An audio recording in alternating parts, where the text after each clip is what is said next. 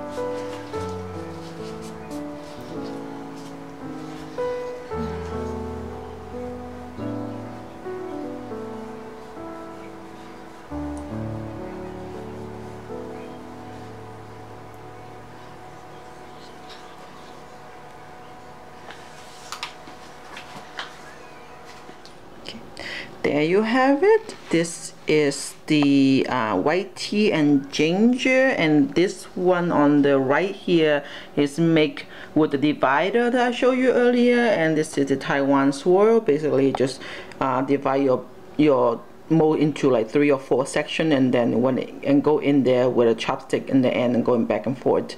So this is very pretty. I actually really do like the color.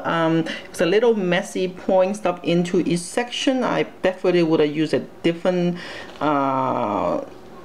different container for the soap, or something a little bit longer with a spout, so it could go in a little more. It won't like spill over on the edge, but it's a little bit messy, as you can see, so try and learn. So this is the divider is really nice. As you see in the video earlier, it come out really clean, and then from all the little pieces of soap, all the soap that's stuck to the divider will come over here, and this batch right here is more a whimsical approach, I guess.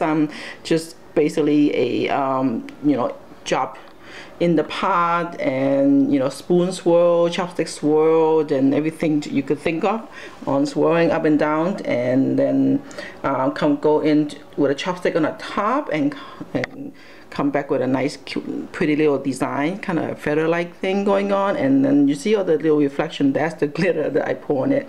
This batch just looks like indeed you wanted glitter because it's so whimsical to start with. So this is the kind of like free pour technique, and this is the Taiwan swirl, which is definitely a more structured technique. So they both smell beautiful, and loving how it looks. So once again, thank you for tuning into my video.